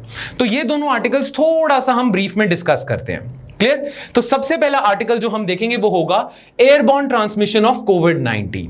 2 आर्टिकल्स मेजरली इसके लिए इंपॉर्टेंट है। आप ये दोनों साइट्स पे जाके ये दोनों आर्टिकल्स देख सकते हो। द हिंदू में आया था और इंडियन एक्सप्रेस में आया था। क्लियर? नाउ कहा क्या है, अभी रिसेंटली ना WHO ने बोला है कि कोरोना वायरस जो है, जो कोविड-19 डिजीज कॉज करने वाला वायरस है, वायरस को हम क्या कहते हैं? पहली बात, जो कोरोना वायरस है ना, उसको हम जनरली वी कॉल इट, उसका टेक्निकल नेम है सार्स CoV-2, ठीक है। तो जो सार्स CoV-2 वायरस है ना, ये एयरबॉर्न ट्रांसमिशन भी कर सकता है। पहले तो WHO ने बोला ये, फिर WHO के बाद एक ग्रुप ऑफ साइंटिस्ट ने WHO को लेटर लिखा और बोला कि हां, एयरबॉर्न फैल सकता है अच्छे से। नाउ अभी तक अंदाजा क्या लगाया जा रहा था कोरोना वायरस से रिलेटेड? अभी तक कहा यह जाता था कि कोरोना वायरस जो इंफेक्शन है, कोविड-19 का इंफेक्शन है, वो 2 तरीके से फैल सकता है। एक टेक्निकल नेम मैं लिखूंगा, ये याद रखने। एक कहते हैं हम ड्रॉपलेट इन्फेक्शन, ड्रॉपलेट इन्फेक्शन होगा, ठीक है। ड्रॉपलेट इन्फेक्शन मतलब क्या होता है? जब भी कोई खांसता है, कोई छींकता है, या कोई बात करते करते किसी के मुंह से सलाइवा के पार्टिकल्स निकलते हैं ना, तो वो अगर वो जो ड्रॉपलेट्स हैं जो किसी के मुंह से निकल रही हैं, किसी इन्फेक्टेड बंदे के मुंह से निकल रही हैं, अगर आप पे वो गिर जाए तो आप तक कोरोना वायरस फैल सकता है, राइट। तो वो जो ड्रॉपलेट्स गिरती हैं आपके मुंह से, उनसे फैल सकता है कोरोना वायरस, ठीक है। तो ये था ड्रॉपलेट इन्फेक्शन, और ये सबसे डोमिनेंट कॉज माना जा रहा था। दूसरा तरीका पता क्या था कोरोना वायरस का? वो था फोमाइट ट्रांसमिशन।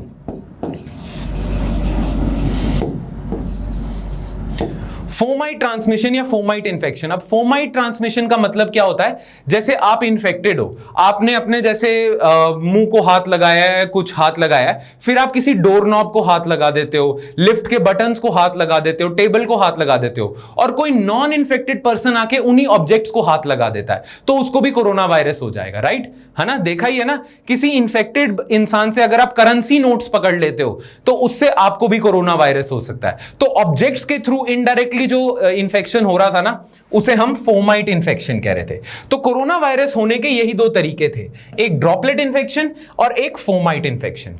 अब तीसरा तरीका WHO कहता है कि पॉसिबल है, तीसरा तरीका यानी कि एयरबोर्न इन्फेक्शन पॉसिबल है। अब एयरबोर्न और ड्रॉपलेट में क्या फर्क है? फोमाइट तो आपको क्लियर हो गया, बट एयरबोर्न और ड्रॉपलेट में क्या फर्क होएगा? नाउ एयरबोर्न का पता है क्या होता है? एयरबोर्न भी होगा ही किसी इंफेक्टेड इंसान के मुंह से जो ड्रॉपलेट्स निकले उसके थ्रू ही होगा, बट ये ड्रॉपलेट से कैसे अलग होगा? जनरली कहा यह जाता है कि आपके जो ड्रॉपलेट्स निकलते हैं ना, कोई खांसता है, कोई छींकता है, अगर तो वो 5 to 10 माइक्रॉन्स के हैं साइज में, वो droplets 5 to 10 microns in diameter, spherical droplets होंगे, तो 5 to 10 माइक्रॉन्स के साइज के अगर आपके ड्रॉपलेट्स हैं तो उनमें ना कोरोना वायरस बैठ के, मतलब उन ड्रॉपलेट्स में कोरोना वायरस होगा, और अगर आप पे वो ड्रॉपलेट्स गिर जाते हैं तो आप इन्फेक्ट हो सकते हो। बट जब आप छींकते हो या खांसते हो ना, तो लेस देन 5 माइक्रॉन्स,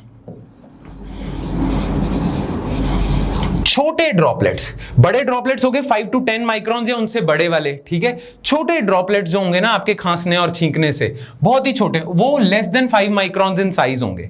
तो जो less than 5 micron in size वाले ड्रॉपलेट्स होंगे ना, उनका जनरली कहा जाता है कि वो एयर में सस्पेंडेड रहते हैं और ज्यादा दूर तक जा सकते हैं। जो बड़े ड्रॉपलेट्स है ना, वो एक बारी एयर में चले गए, उसके बाद ग्राउंड पे बैठ जाते हैं। तो अगर कोई डिजीज है जिससे सिर्फ ड्रॉपलेट इंफेक्शन हो रहा है, वो एयरबोर्न नहीं होगा। क्यों? क्योंकि ये बड़े बड़े ड्रॉपलेट्स होंगे ना, ये थोड़ी देर हवा में रहेंगे, फिर नीचे ग्रेविटी की वजह से नीचे बैठ जाएंगे, ठीक है, और फ्लोर पे हो जाएगा कोरोना वायरस, तो आप इन्फेक्ट नहीं होंगे।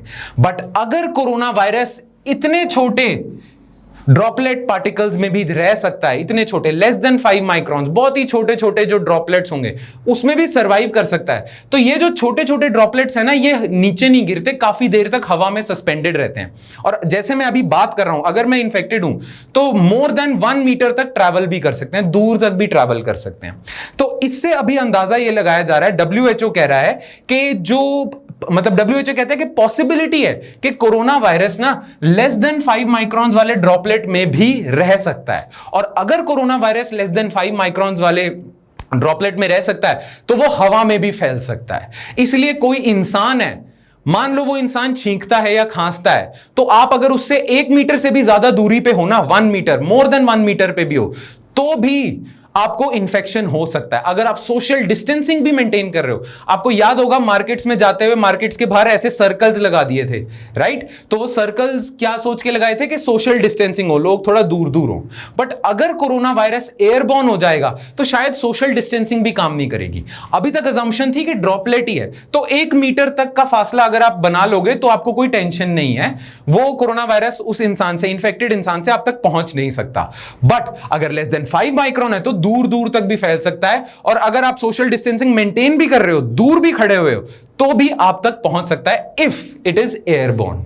नाउ WHO ने बोला था कि पॉसिबिलिटी है एयरबोर्न की, ठीक है, और WHO ने यह स्टडी डाल दी थी, अनाउंसमेंट कर दी थी कि सिर्फ ड्रॉपलेट और फोमाइट नहीं है, एयरबोर्न की भी पॉसिबिलिटी है। बट WHO की इस अनाउंसमेंट के बाद 4-5 दिन बाद सम 239 साइंटिस्ट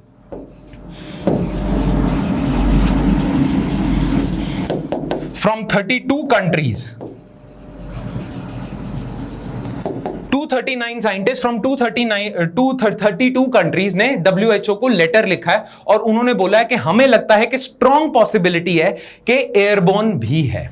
और इन्होंने अपनी स्टडी से कैसे बताया, इन्होंने क्या स्टडी करी होगी जिससे इन्हें पता चला कि एयरबोर्न के चांसेस स्ट्रॉन्ग है?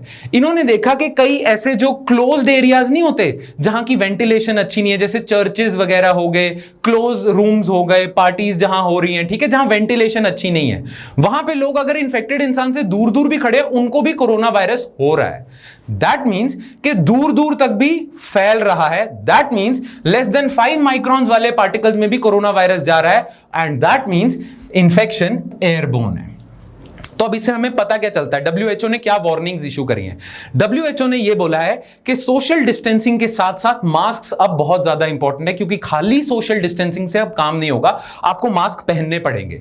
क्योंकि अगर कोई इंफेक्टेड इंसान है, उसने मास्क पहना हुआ है, तो वो अगर ड्रॉपलेट्स अगर फेंक रहा है तो वो मास्क में ही अटक जाएंगे, आप तक नहीं पहुंचेंगे। प्लस दूसरे के ड्रॉपलेट्स आप तक नहीं पहुंचेंगे अगर वो लेस देन 5 माइक्रोन है।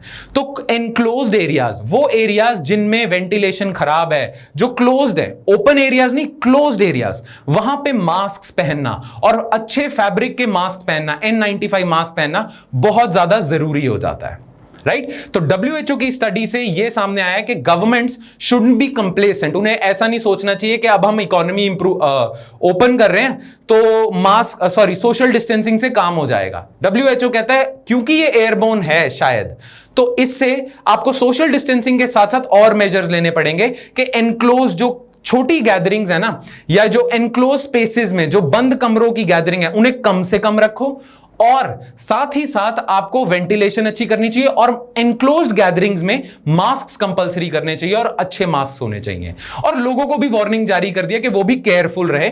व्हाई? अगेन एयरबोर्न हो सकता है ये। ऑलराइट, पहले तो डॉक्टर्स को बोला जाता था ना कि हॉस्पिटल्स में वो पीपी किट्स वगैरह सारा प्रॉपर रखें, क्योंकि हॉस्पिटल एनक्लोज्ड है एरिया है और वहां हो सकता है। बट हॉस्पिटल के बाहर भी किसी भी एनक्लोज्ड एरिया में अगर मतलब कोई इंफेक्टेड इंसान है तो चांसेस है पूरे रूम को वो इंफेक्ट कर सकता है। Why? Again this reason. Make sense? ठीक है, तो ये एक छोटी सी स्टडी थी, मतलब ये इतनी बड़ी डिस्कशन नहीं थी, बट इसमें फैक्ट्स हमें कुछ इंपॉर्टेंट पता चले हैं। स्पेशली यूपीएससी प्रीलिम्स में आपसे पूछा जा सकता है व्हाट इज फोमाइट इन्फेक्शन। नाम से आइडिया नहीं लग रहा ना, ड्रॉपलेट का नाम सुन के तो आपको आइडिया लग सकता है कि हाँ ये कौन सा टाइप का इंफेक्शन है, बट फोमाइट से आपको आइडिया नहीं लग सकता। फोमाइट मतलब ऑब्जेक्ट्स के थ्रू जो इंफेक्शन हो रहा है, और अब एयरबोर्न भी हो सकता है। प्लस ये साइज आपने याद रखने हैं, ड्रॉपलेट्स का साइज अगर लेस देन 5 माइक्रॉन्स है तो भी कोरोना वायरस उसमें बैठ के आ सकता है। ऑलराइट, ठीक है, अब हम नेक्स्ट आर्टिकल डिस्कस करते हैं which is on herd immunity. Alright, चलिए now let's come to the second bad news with respect to corona virus, और वो सेकंड बैड न्यूज पब्लिश हुई थी लांसेट की साइंस जर्नल में। सो लांसेट स्टडी ऑन कोविड-19 हर्ड इम्यूनिटी। लांसेट ने अभी ये बोला है अपने न्यूज में, अपने जर्नल में ये पब्लिश करा है कि कोविड-19 से रिलेटेड, जो कोविड-19 के अगेंस्ट हर्ड इम्यूनिटी डेवलपमेंट करने के जो सपने सजोए थे हम सबने, वो नहीं पूरे हो सकते। कोविड-19 के खिलाफ हर्ड इम्यूनिटी शायद डेवलप नहीं हो सकती। नाउ इस लांसेट की न्यूज को कवर करा था 2 मेजर आर्टिकल्स ने इन 2 major newspapers. One is the Hindu ने क्या कहा था, ये आर्टिकल है, Lancet study cast doubts on herd immunity feasibility, और इंडियन एक्सप्रेस ने करा था एक्सप्लेन सीरीज में अपना the doubts over herd immunity. Now इस न्यूज को देखने से पहले कि लांसेट ने कहा क्या है, एक बार ये जान लेते कि हर्ड इम्यूनिटी क्या होती है। राइट, चलिए let's take a look at herd immunity.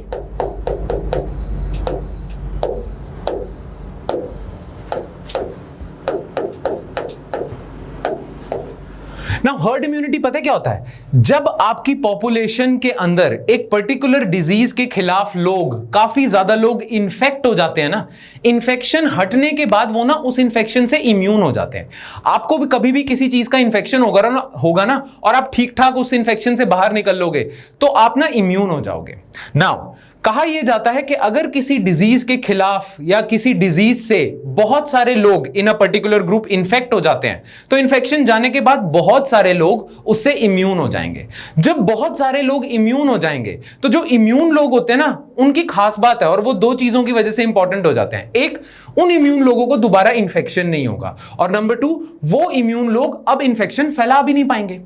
तो जब आपकी पॉपुलेशन में ज्यादा से ज्यादा लोग इम्यून हो जाते हैं, मैक्सिमम मेजॉरिटी लोग इम्यून हो जाते हैं, तो वो ट्रांसमिशन पावर होती है ना जो वायरस की, डिजीज की, वो भी कम हो जाती है। क्योंकि अब ज्यादा से ज्यादा लोग इम्यून है तो ज्यादा से ज्यादा लोग ट्रांसमिट भी नहीं करेंगे वायरस।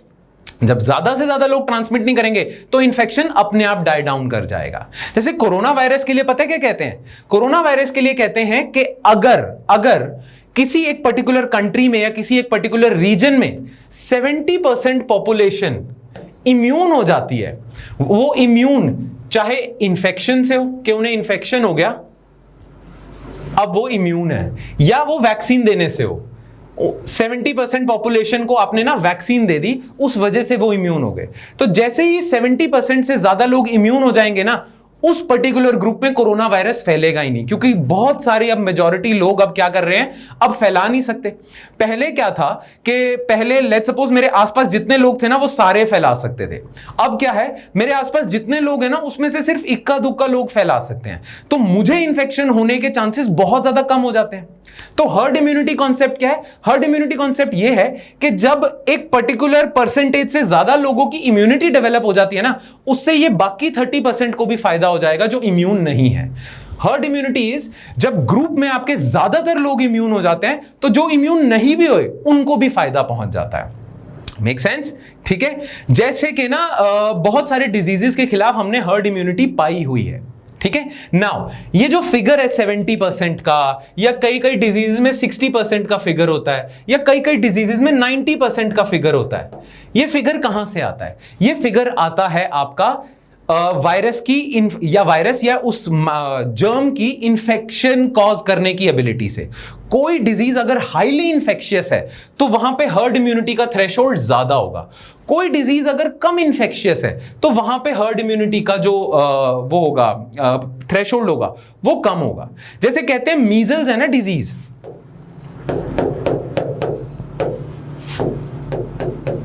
जो मीजल्स डिजीज है ना वो हाईली इंफेक्शियस है।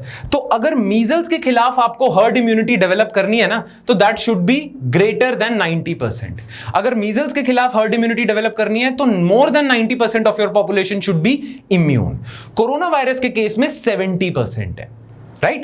आपको पता है ये नंबर्स कहां से आते हैं? ये एक तो मैंने बता दिया इन्फेक्शन की वजह से आते हैं, पर ये जो नंबर कैलकुलेट करना कि किस डिजीज का 60% है, किस डिजीज का 70% है, ये कौन करता है? वेल, काफी हद तक तो रिसर्चर्स, डॉक्टर्स, मेडिकल एक्सपर्ट्स ही करते हैं, बट इसमें काफी बड़ा रोल ना स्टैटिस्टिशियंस का भी है। आपने अभी रिसेंटली सुना होगा, अभी भी सुना होगा, जैसे अभी न्यूज आई थी कि इंडिया में कोविड-19 के केसेस की पीक नवंबर तक जाएगी। राइट? जब कोरोना वायरस स्टार्ट हुआ था तो कई लोगों ने बोला था, प्रिडिक्ट करा था कि जुलाई में केसेस कई लाखों में पहुंच जाएंगे। राइट? तो ऐसे बहुत सारी प्रिडिक्शंस आ रही थी। अब ये लोग प्रिडिक्शन कैसे करते हैं? ये लोग कोई ऐसे तो नहीं है, किसी का जन्म पत्री तो देख नहीं रहे कि हिंदुस्तान की जन्म पत्री देख के बता रहे हैं कि जी जुलाई में 10 लाख केसेस आ जाएंगे। ऐसा तो नहीं है, साइंटिफिक बेसिस पे ही कुछ कह रहे होंगे। तो साइंटिफिक बेसिस पे ये क्या कहते हैं, कैसे ये डिवाइस करते हैं, कैसे प्रिडिक्ट करते हैं कि 2 महीने बाद इतने इंफेक्शंस हो जाएंगे? स्टैटिस्टिशियंस पता क्या करते हैं? स्टैटिस्टिशियंस ना मॉडल्स की हेल्प लेते हैं। कुछ ऐसे मॉडल्स एग्जिस्ट करते हैं जिसके थ्रू आप प्रिडिक्ट कर सकते हो कि कितने टाइम में कितने इंफेक्शंस हो जाएंगे। जैसे डिजीजेस को प्रिडिक्ट करने के लिए ना कि 1 महीने बाद डिजीजेस में कितने लोग इंफेक्टेड होंगे, 2 महीने बाद कितने इंफेक्टेड होंगे, ये डिजीजेस को प्रिडिक्ट करने के लिए ऑलरेडी एक मॉडल एग्जिस्ट करता है। बड़ा फेमस नाम है उसका, SIR मॉडल। तो बहुत सारे जो ये एक्सपर्ट्स हैं ना, जो ये प्रिडिक्शन करते हैं, ये SIR मॉडल की हेल्प लेते हैं। नाउ SIR मॉडल का फुल फॉर्म क्या है? S stands for susceptible.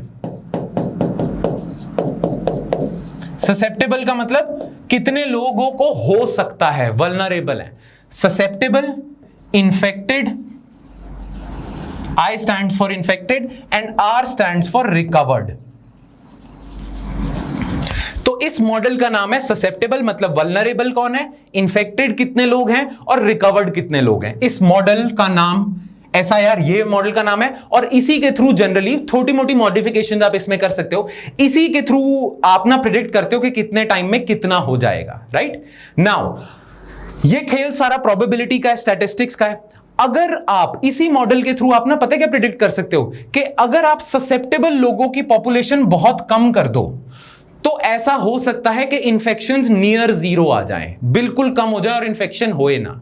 Susceptible लोग कौन से होते हैं? जैसे इस केस में अगर 70% लोग इम्यून हो जाएं तो जो बचे हुए 30% है ना वो ससेप्टेबल है। राइट? तो इस मॉडल के थ्रू आप प्रिडिक्ट कर सकते हो कि कितने परसेंटेज ऑफ ससेप्टेबल लोगों पे इंफेक्शन स्प्रेड होना बंद हो जाएगा। राइट? जब आप ये प्रिडिक्ट कर सकते हो कि कितने ससेप्टेबल लोगों पे कितना इंफेक्शन बढ़ेगा, आप ये भी तो प्रिडिक्ट कर सकते हो कि अगर ससेप्टेबल लोग कम हो जाएं, बहुत ज्यादा अगर ससेप्टेबल लोग कम हो जाएं तो इंफेक्शन कितना बढ़ेगा। राइट? तो इसी मॉडल के थ्रू आप कई बार प्रिडिक्ट कर देते हो कि अगर इतने लेवल से नीचे ससेप्टेबल लोग चले जाएं, राइट? 30% से नीचे हो ससेप्टेबल लोग तो इंफेक्शन होना बंद हो जाएगा, राइट? और अगर 30% से आपके ससेप्टेबल लोग कम पे आपको पता चलता है कि इंफेक्शन बंद हो जाएगा, दैट मींस हर्ड इम्यूनिटी का थ्रेशोल्ड कितना होगा? 70%। तो इन मॉडल्स की कई बारी हेल्प से आप ये परसेंटेज निकाल लेते हो। नाउ लैंसेट ने अपनी स्टडी में पता क्या बताया? लैंसेट ने ये तो कह दिया, हाँ, लैंसेट मानता है कि 70% पॉपुलेशन अगर इन्फेक्ट हो जाए तो हर्ड इम्यूनिटी डेवलप हो जाएगी, बट लैंसेट कहता है कि 70% पॉपुलेशन तक पहुंचना ना नियरली इंपॉसिबल है, बिल्कुल ही पॉसिबल है ही नहीं। अब लैंसेट ने ये किस बेसिस पे करा? लैंसेट ने क्या करा, स्पेन, आपको पता है ना, स्पेन बहुत ज्यादा अफेक्टेड था कोरोना वायरस की वजह से, बहुत ज्यादा केसेस आए थे स्पेन में, राइट? और स्पेन की पॉपुलेशन भी इंडिया के मुकाबले तो कम है, तो अगर स्पेन में केसेस बहुत ज्यादा थे और स्पेन की अपनी पॉपुलेशन कम है, तो percentage of population infected, proportion of population infected ज्यादा होगी स्पेन में। स्पेन में तो बहुत ज्यादा होना चाहिए। तो कई लोग ये कह रहे थे कि स्पेन में इतना ज्यादा इन्फेक्शन हो रहा है ना, तो स्पेन को इस चीज का ना फायदा ही हो जाएगा, स्पेन में हर्ड इम्यूनिटी डेवलप हो जाएगी। तो लैंसेट वालों ने क्या करा? लैंसेट वालों ने ना स्टडी ही अपनी स्पेन में कर दी। अब लैंसेट वालों ने ना क्या करा, चेक करा कि कितने लोग आज तक इंफेक्टेड रहे हैं स्पेन में, ठीक है ना? उस स्टडी को हम क्या कहते हैं? Sero prevalence study. तो लैंसेट ने स्पेन में सीरो प्रेवलेंस स्टडी करी है।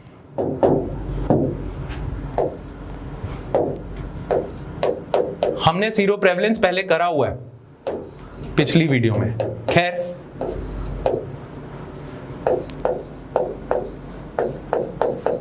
लैंसेट ने सीरो प्रेवलेंस स्टडी करी है। सीरो प्रेवलेंस स्टडी का मतलब आप ये चेक करते हो कि कितने परसेंटेज लोगों में इंफेक्शन हुआ है, और वो आप कैसे चेक करते हो? उन सारे लोगों के ब्लड सैंपल्स लेते हो और उसमें चेक करते हो कि कितने परसेंटेज लोगों के अंदर के ब्लड में कोरोना वायरस के खिलाफ एंटीबॉडीज डेवलप हुई हैं।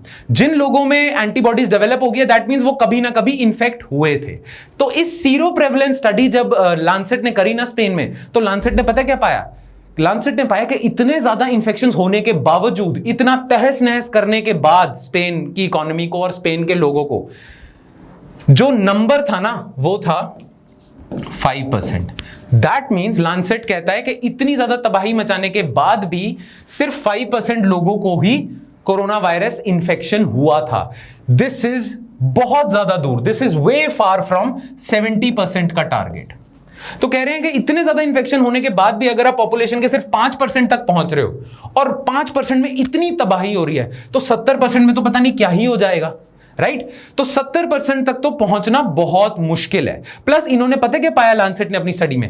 लैंसेट ने यह भी पाया कि जिन जिन लोगों को कोरोना वायरस हो रखा था ना, वो दूर दूर थे, मतलब स्प्रेड ज्यादा था। ऐसा नहीं था एक ही जगह पे बहुत ज्यादा केसेस हैं, दूर दूर बहुत ज्यादा थे, राइट? तो इसीलिए लैंसेट कहता है कि किसी कंट्री में बहुत ज्यादा उत्पात भी मच जाए ना, तो भी 70% तक तो नहीं पहुंच सकते।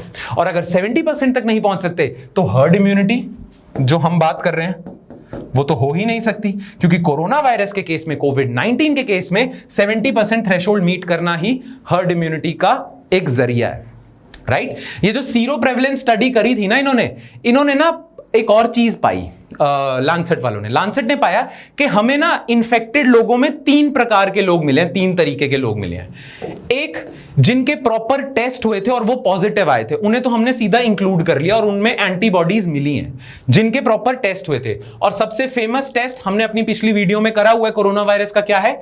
RT-PCR test. तो जो लोग RT-PCR टेस्ट में पॉजिटिव आए थे उनमें एंटीबॉडीज मिली है, तो एक तरह के तो लोग ये हैं। दूसरे लोग थे जिनके नॉर्मल टेस्ट हुए थे और वो पॉजिटिव आए थे, जो सीरो प्रेवलेंस टेस्ट हुए थे, जो आपके एंटीबॉडी टेस्ट हुए थे ना, एंटीबॉडीज टेस्ट हुए थे नॉर्मल, RT-PCR नहीं, नॉर्मल टेस्ट हुए थे, उसमें जो लोग पॉजिटिव आए थे, ठीक है? खैर, दूसरी कैटेगरी उन लोगों की भी है जो एंटीबॉडी टेस्ट में पॉजिटिव आए थे या जो जिनको सिम्टम्स आए थे पर उन्होंने RT-PCR टेस्ट नहीं करवाया। बहुत सारे लोग ऐसे भी तो होंगे जिनके टेस्ट ही नहीं हुए, सिम्टम्स आए, बुखार वगैरह चढ़ा, वो छुप के रहे, आए नहीं गवर्नमेंट के पास और उनका ठीक हो गया इंफेक्शन, राइट? तो बहुत सारे लोगों ने आरटीपीसीआर टेस्ट नहीं करवाया था, या एंटीबॉडी टेस्ट करवाया था उन्होंने, या टेस्ट ही नहीं करवाया, वो थे। और तीसरे तरीके के लोग पता है कौन से थे? तीसरे तरीके के वो लोग थे जिनको पता ही नहीं था उनको कोरोना वायरस है। क्यों? क्योंकि कोरोना वायरस का खास बात पता है क्या है? काफी हद तक ज्यादातर पॉपुलेशन में ये इन्फेक्शन तो कर देता है, पर सिम्टम्स कोई आते ही नहीं। आपको सिम्टम ही नहीं आएगा तो आपको पता ही नहीं है कि आपको इन्फेक्शन हुआ है या नहीं हुआ। Make sense? तो 1/3 लोग ऐसे थे जो एसिम्प्टोमैटिक थे।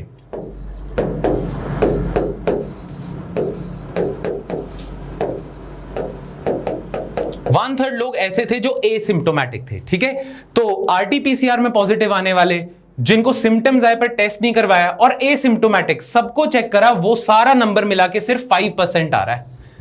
ठीक है, तो 5% बहुत दूर है 70% से। इसीलिए लांसेट कहता है कि स्पेन जैसी कंट्री में, या तो हमने टेस्ट वगैरह करा होता ना, तुर्कमेनिस्तान वगैरह, कजाकिस्तान वगैरह, जहां इतने नंबर्स ही नहीं है कोरोना वायरस के, हमने टेस्ट करा है स्पेन में जहां ब्लास्ट हुआ था इन्फेक्शन का, वहां भी सिर्फ 5% तक पहुंचा है। कोई कंट्री 70% तक पहुंचना काफी मुश्किल है, और अगर पहुंच जाएगी तो उस कंट्री में तबाही का लेवल नेक्स्ट लेवल होएगा। क्यों? क्योंकि 5% में ही आपने देख लिया कितना हो रहा है। तो इसलिए हर्ड इम्यूनिटी वाले कॉन्सेप्ट को आप साइड पे रखो।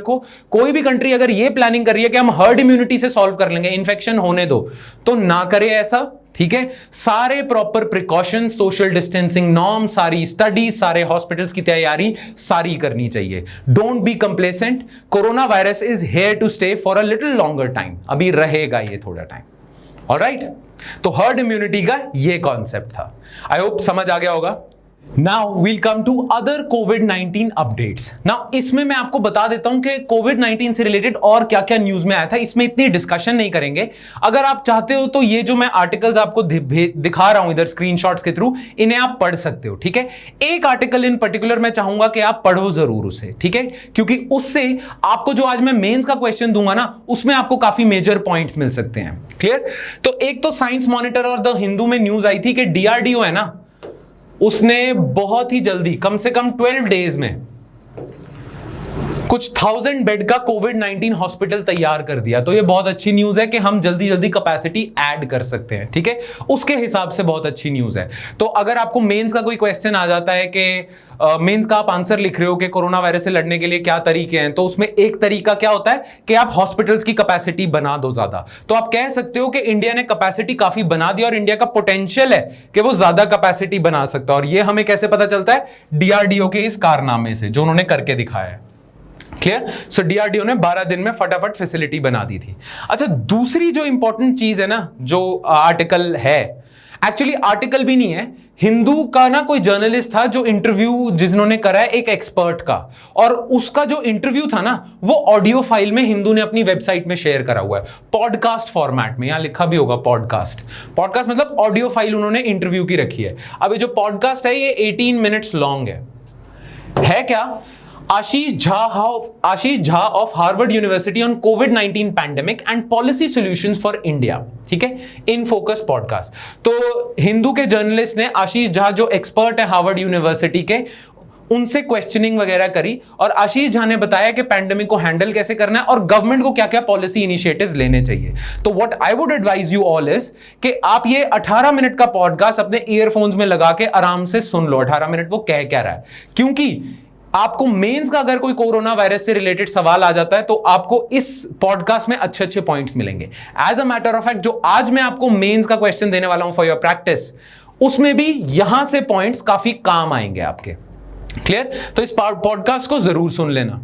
ठीक है, और जैसे ये लेक्चर खत्म होता है, जो आपको नोट्स मिलेंगे ना, उन्हें रिवाइज जरूर कर लेना। जो भी हमने बातें करी हैं with respect to stars, with respect to comets वगैरह, जो नोट्स आपको मिलेंगे वो रिवाइज कर लेना, उसके बाद टेस्ट अटेम्प्ट करना। क्लियर? ठीक है, तो अब हम आ जाते हैं क्वेश्चंस पे।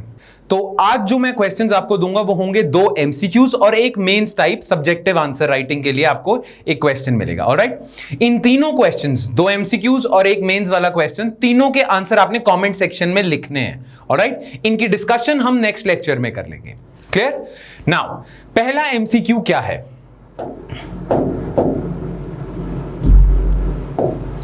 Which of the following statements with respect to a star's life cycle, आज हमने स्टार के बारे में डिस्कशन करी है, which of the following statements with respect to a star's life cycle is are correct? Statement 1, stars like our sun, हमारे sun जैसे जो स्टार्स होते हैं, have the capability of a supernova.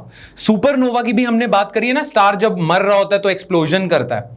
तो stars like our sun have the capability of supernova explosion during the end of their lifetime. ठीक है, statement 1। Statement 2, white dwarfs, इनके बारे में भी बात करी है। White dwarfs having a mass greater than 1.4 solar mass, 1.4 times the mass of sun are possible. मतलब वो व्हाइट ड्वार्फ्स जिनका मास सन के 1.4 टाइम्स से ज्यादा है, एग्जिस्ट कर सकते हैं। White dwarfs can be heavier than 1.4 times the mass of sun। ये स्टेटमेंट है। Select the correct option below. Only 1, only 2, both, none. तो ये पहला MCQ है। दूसरा, which of the following statements with respect to comets, आज comets की भी बात करी है, इज आर इनकरेक्ट। इनकरेक्ट, ध्यान रखना। Number 1, comets originating in the Oort cloud are short period comets. Statement 1 है ये। Statement 2, tail of a comet, tail of a comet is always in the opposite direction of its motion. यानी कि अगर आपका जो comet है वो इस डायरेक्शन में जा रहा है तो उसकी टेल पीछे को होगी, अगर आपका कॉमेट इस डायरेक्शन में जा रहा है तो उसकी टेल पीछे होगी। राइट, टेल हमेशा कॉमेट के पीछे रहेगी, ये मतलब है जिस डायरेक्शन में कॉमेट जा रहा है। तो tail of a comet is always in the opposite direction of its motion. Choose the correct option given below. Only 1, only 2, both, none. ठीक है, तो ये तो हो गए आपके दोनों MCQs। तो आपने कमेंट सेक्शन में ऐसे लिखना है कि जैसे अगर आपका आंसर सेकंड क्वेश्चन का B है तो आपने लिखना है 2, फुल स्टॉप B, और फर्स्ट का आपका आंसर C था तो 1 फुल स्टॉप C, ऐसे लिख देना। और हाँ, अब हम आते हैं मेंस टाइप क्वेश्चन के। याद रखना जो मैंने पॉडकास्ट आपको सुनने को बोला है ना 18 मिनट का, वो जो हिंदू ने शेयर करा है, वो जरूर सुनना, उसको सुन के ही ये क्वेश्चन आंसर करना। Now what's this question? COVID-19 pandemic would give us valuable lessons in management of future epidemics या पैंडेमिक्स। कि कोविड-19 पैंडेमिक से हमें कुछ ऐसी सीख मिलेगी जिससे हम फ्यूचर में कभी पैंडेमिक या एपिडेमिक होता है उसको बेटर मैनेज कर पाएंगे। Do you agree? ठीक है, if yes then give reasons for your answer. ठीक है, ये लिखना पड़ता है यूपीएससी को, then give reasons for your answer, नहीं तो आप इस क्वेश्चन का आंसर ऐसे लिख दोगे, डू यू अग्री, यस, बस छोड़ दिया। नहीं, ऐसा नहीं करना। If you agree give reasons for your answer, और ऐसा भी नहीं करना खाली नो लिख देना, नहीं I don't agree so I don't have to give any reasons, ऐसा भी नहीं करना। Whatever your answer is do give reasons for this. Alright, ये आपने करना है क्लोज टू 200 वर्ड्स, 200 वर्ड्स के हिसाब से लिखना है। दो मेंस में क्वेश्चन 150 वर्ड्स या 250 वर्ड्स के आते हैं, बट फिर भी मतलब प्रैक्टिस के लिए आप इसे 200 वर्ड्स में कंप्लीट करना। Clear? Around 200 words. Alright? So that's it from my side, guys. I hope आपको पूरा lecture समझ आया हो. If you have any doubts, then please write those doubts in the comment section below. I'll see you next time with more stuff on science and technology. Thank you.